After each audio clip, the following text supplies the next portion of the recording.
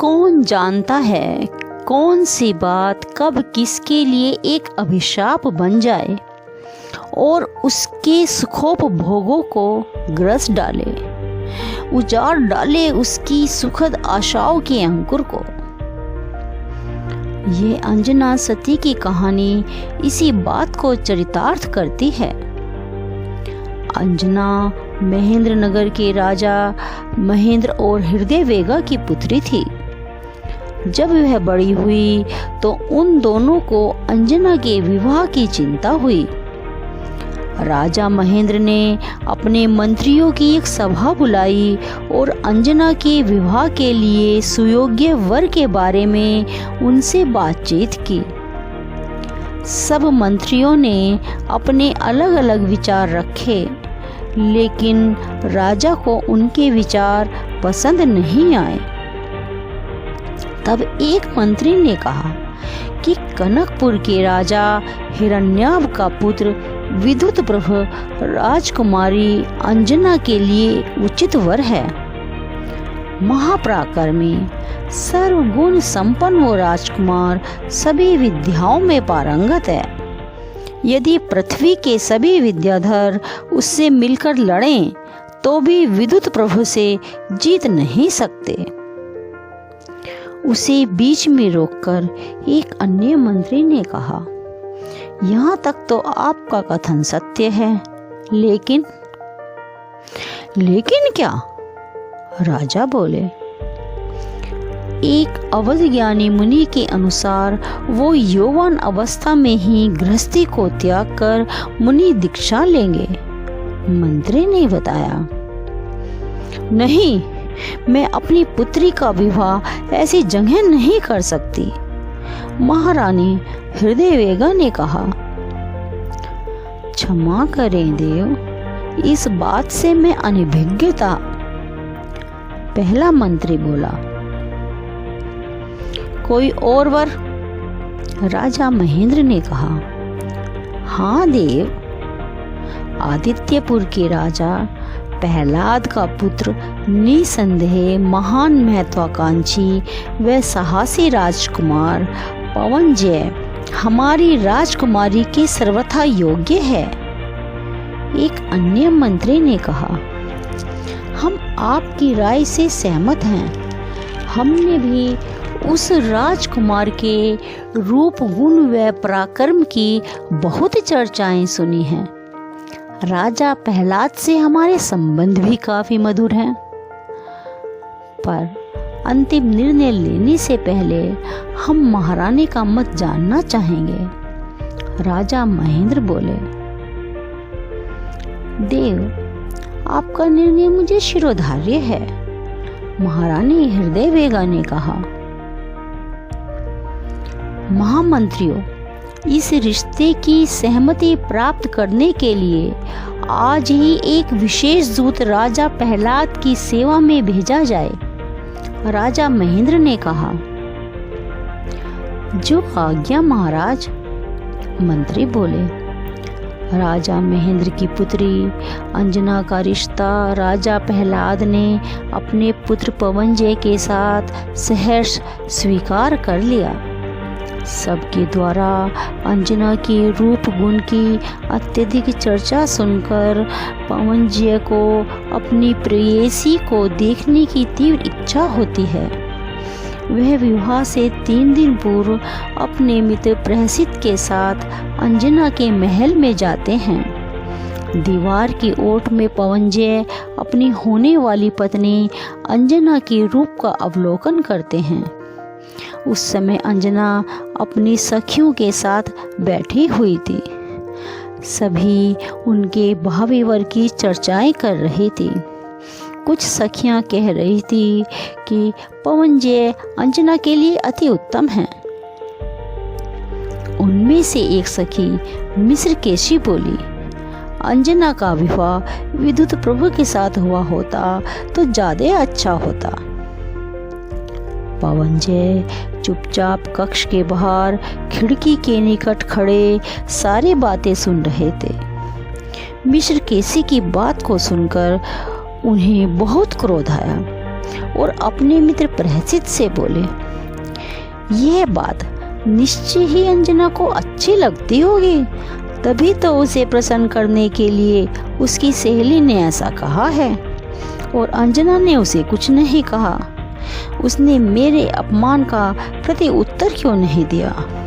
क्या उसकी चुप्पी दासी की बात का समर्थन करती है? क्या अंजना भी विद्युत प्रभा में अनुराग रखती है? मैं अंजना से विवाह नहीं करूंगा।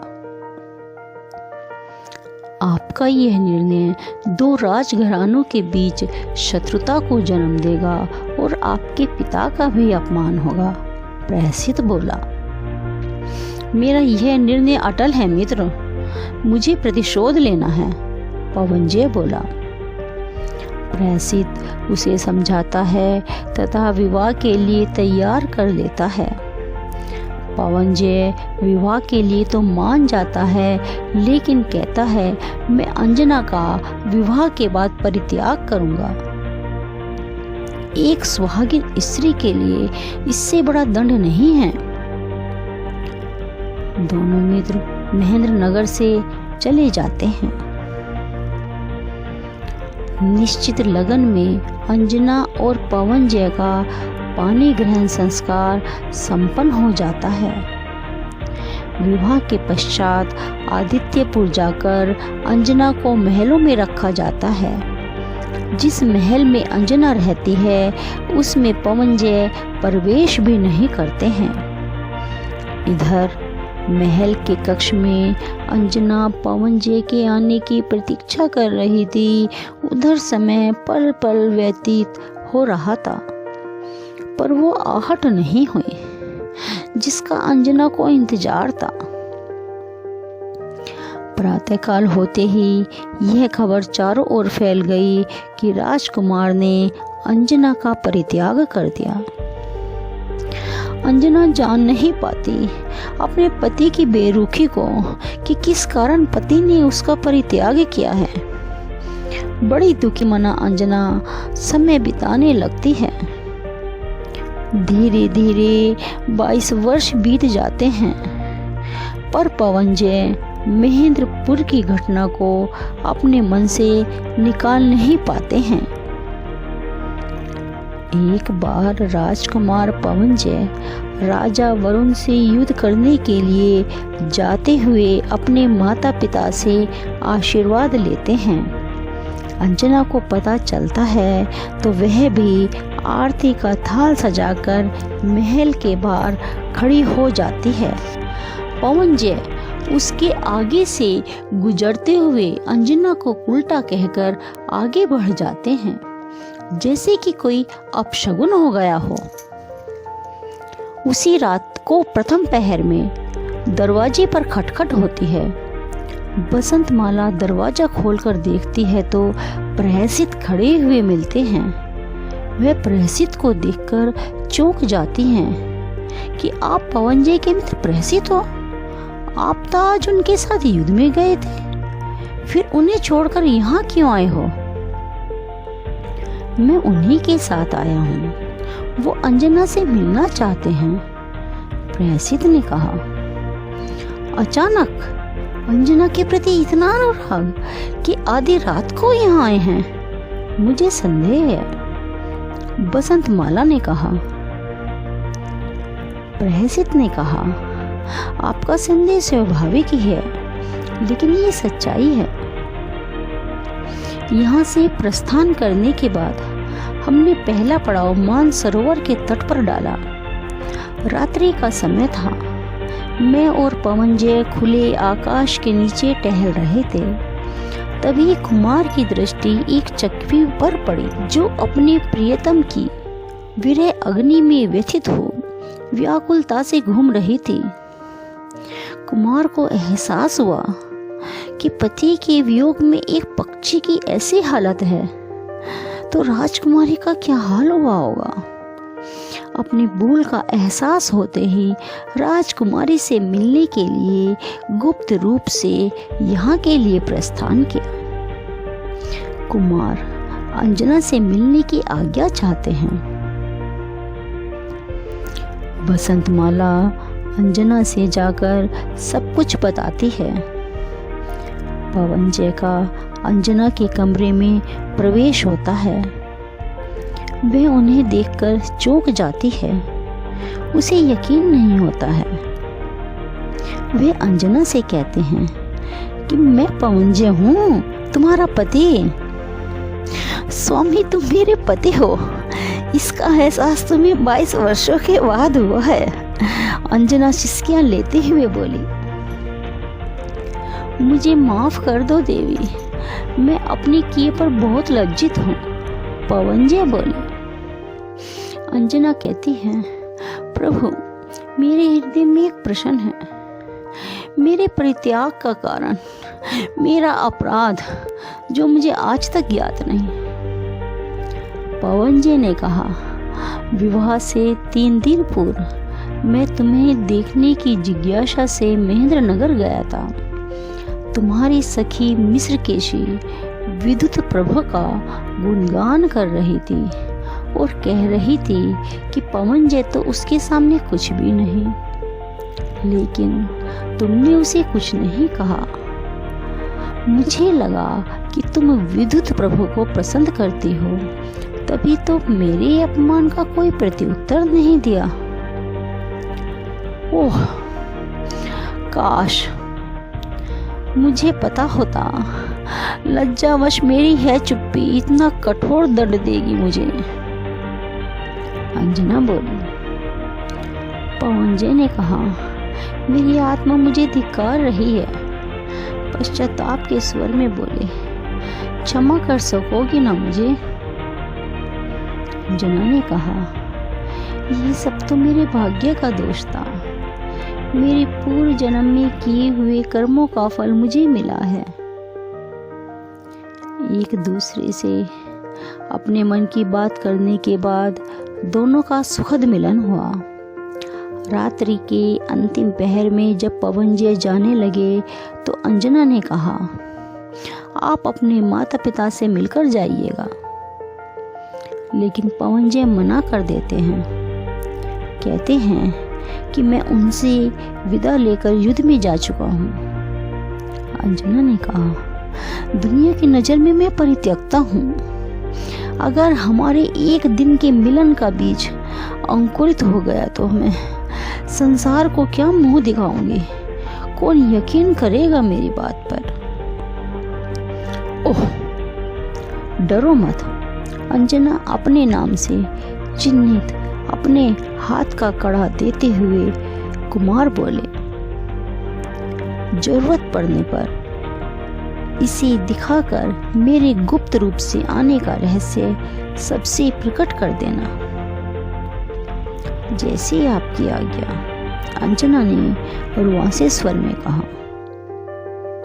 इस प्रकार अंजना से विदा लेकर कुमार प्रहसित के साथ वापस अपनी सेना के विश्राम स्थल पहुंच गए।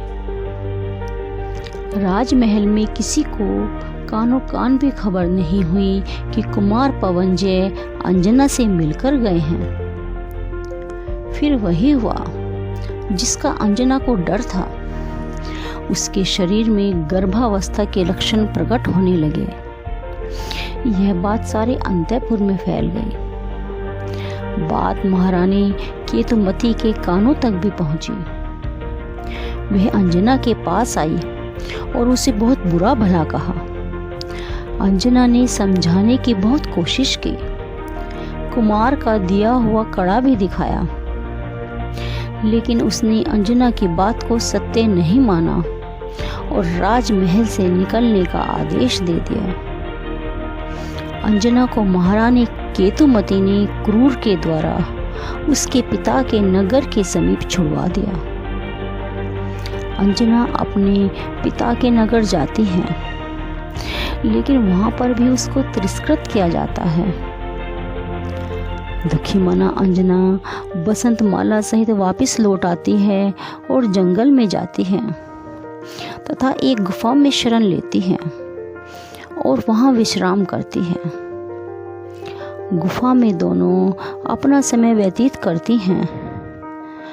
कुछ समय बाद अंजना एक पुत्र रतन को जन्म देती है। उसी समय हनुरुह द्वीप के राजा प्रतिसूर्य और उनकी पत्नी का विमान वहां से गुजर रहा था कि उन्होंने बच्चे के रोने की आवाज सुनी और अपना विमान रोककर नीचे उसके पास चले आए। वहां पर बैठी दो स्त्रियों को देखकर उनका परिचय राजा प्रतिसूर्य ने पूछा।